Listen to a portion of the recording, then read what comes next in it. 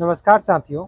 आज की वीडियो में हम लोग बात करने वाले हैं वर्ल्ड वार वन के बारे में, जिसे first global war, the war to end all wars, the greatest war of all time भी कहा जाता है। इस वार को सोचा गया था कि ऐसा वॉर फिर आने वाले 100 सालों में कभी भी नहीं होगा, लेकिन इसके ठीक 20 साल बाद ही 1939 में एक और वॉर होता है, सिमिलर वॉर, एक सिमिलर ग्लोबल वर्ल्ड वार होता है, जिसके कारण इसका नाम वर्ल्ड वार वन रख दिया जाता है। तो आज के वीडियो में हम लोग बात करने वाले हैं कि वर्ल्ड वार किसने किसने लड़ा था, वर्ल्ड वार के स्टार्ट होने के लिए कौन कौन से रीजन्स थे, और इसका लॉन्ग टर्म या शॉर्ट टर्म में इसका ग्लोबल इम्पैक्ट क्या क्या था।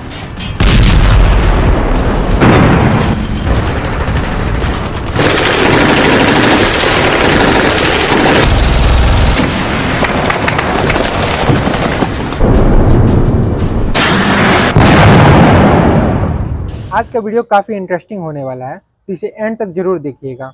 और अगर वीडियो आपको पसंद आए तो लाइक भी कीजिएगा और चैनल को सब्सक्राइब भी कीजिएगा। तो आइए चलते हैं लोग अपने वीडियो पे। तो वर्ल्ड वार वन, जिसे फर्स्ट ग्लोबल वॉर भी कहा जाता है, इसमें जनरली दो ग्रुप्स के बीच में लड़ाई थी। एक एलाइड पावर्स, दूसरे सेंट्रल पावर्स। एलाइड पावर्स में थे रसिया, ब्रिटेन, फ्रांस, जापान, और साथ में 1917 में इसे ज्वाइन किया था यूएसए ने। और इधर सेंट्रल पावर्स में थे जर्मनी, ऑस्ट्रो हंगेरियन एम्पायर, और आज का प्रेजेंट डे का टर्की, जो कि उस समय ऑटोमन एम्पायर के नाम से जाना जाता था। आइए बात कर लेते हैं लोग कि इसके स्टार्ट होने के पीछे चार मेन रीजन्स क्या क्या थे। जो पहला मेन रीजन था वो था मिलिट्रियरिज्म। मिलिट्रियरिज्म यानी जैसे जैसे इंडस्ट्रियल रेवोल्यूशन पूरे यूरोप में फैल रहा था, वैसे वैसे जितने कंट्रीज थे वो चाह रहे थे कि अपने डिफेंस सेक्टर को उतना ज़्यादा मजबूत करे लो। इसमें मेन रूप से ब्रिटेन, जर्मनी और रसिया जैसे देश शामिल थे।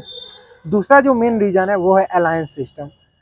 जितने भी देश हैं वो अपने एक साथ वो आपस में अलायंस बनाना चाहते थे, ताकि जब भी किसी एक देश पे कोई दूसरा देश अटैक करे तो ये अलायंस वाला देश है ये इसकी हेल्प कर सके आगे आके, चाहे वो मिलिट्री में हो या फिर खाने खाने कम अगर कमी पड़ जाए तो उस सेक्टर में हो। इसके चलते 1883 में जो पहला अलायंस बना था, जो मेन अलायंस दो थे जो 1883 में बना था, वो था ट्रिपल अलायंस, जो जर्मनी, ऑस्ट्रो हंगेरियन एम्पायर और इटली के बीच साइन हुआ था। और साथ में 1904 में फ्रांस और ब्रिटेन ने भी एक एंटांटे कोराइडल नाम का एक अलायंस साइन किया था। और इसे फिर आगे जाके 3 साल बाद 1907 में रसिया ने भी इसे ज्वाइन कर लिया था। इस तरह जो मेन यूरोप में मेनली दो पावरफुल अलायंस सिस्टम थे, एक एंटांटे कोडाइडल, जिसे आगे चल के जब रसिया ने ज्वाइन किया तो इसे ट्रिपल एंटांटे कहा गया, और जो एक ट्रिपल अलायंस था जो जर्मनी, ऑस्ट्रो हंगेरियन एम्पायर और इटली के बीच था। जो इसके पीछे तीसरा रीजन है वो है इम्पेरियलिज्म। इम्पेरियलिज्म यानी साम्राज्यवाद। सारे कंट्रीज अपने आप को एक्सपेंड करना चाहती थी। जिसके पास जितनी ज़्यादा टेरिटरी होगी यानी वो उतना ज़्यादा पावरफुल है। यानी अपने स्ट्रेंथ को दिखाने का एक कॉमन तरीका था, वो था इम्पेरियलिज्म, अपने आप को, अपने टेरिटरीज को बढ़ाना। और इसी इम्पेरियलिज्म का सबसे बड़ा जो शिकार हुआ था वो था अफ्रीका, क्योंकि इस अफ्रीका एक चीप लेबर और ह्यूज नेचुरल रिसोर्सेज का एक भंडार था। इसलिए यहाँ पे जितने भी कंट्रीज थी यूरोप की, वो चाहती थी कि यूरोप मतलब अफ्रीका को कॉलोनाइज कर सकें। सारी देश थे, चाहे वो ब्रिटेन हो, रसिया हो, चाहे इधर से यूएसए हो, सबको अफ्रीका को कॉलोनाइज करना चाहती थी। और इसी चक्कर में अफ्रीका को कॉलोनाइज करने के कंपटीशन के चक्कर में एक ही तरीका निकाला गया, वो था वॉर। चौथा जो मेन रीजन है वो है नेशनलिज्म। आपको समझना पड़ेगा कि उस टाइम नेशनलिज्म का मतलब कुछ और था। अगर आपको अपने देश के प्रति अपना प्यार दिखाना है तो इसका एक ही जरिया था, वो था वॉर में खुद उतरना। उस टाइम वॉर में मरने को इस तरह ग्लोरीफाई किया जाता था, जैसे कि अगर आप वॉर में मरिएगा तो डायरेक्ट आपको स्वर्ग ही मिलेगा। इसी के करते वॉर को बहुत ज़्यादा ग्लोरीफाई किया गया था। इसलिए जो चौथा मेन रीजन बना था वो था नेशनलिज्म।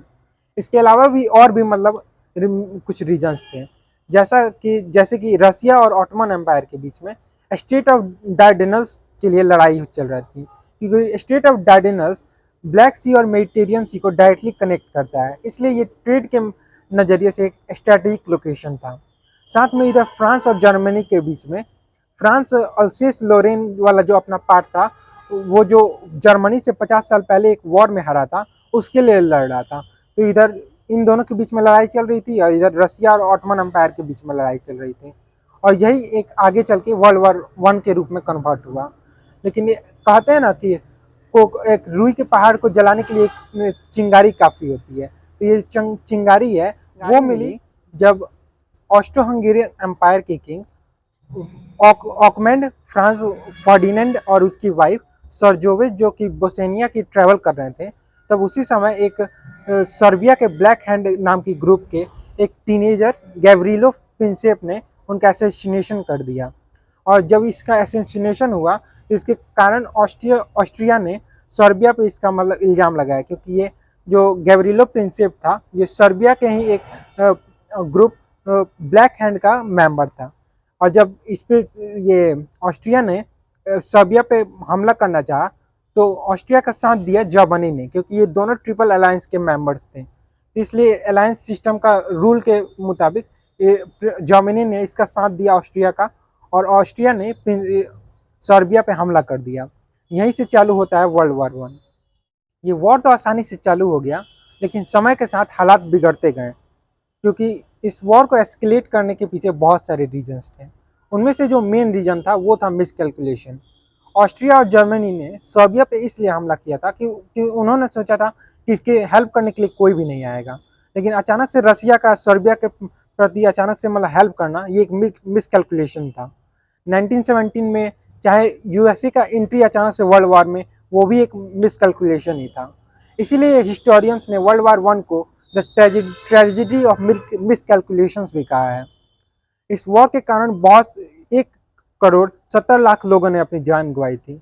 इसी वॉर के कारण अचानक से स्पेनिश फ्लू जो 1918 में फैला था वो इतनी तेजी से फैल पाया, क्योंकि वर्ल्ड वॉर 1 उसी समय ख़त्म हुआ था। लेकिन साथ में एक और भी रीजन था इसके एस्केलेशन के पीछे, वो था कैपिटलिज्म।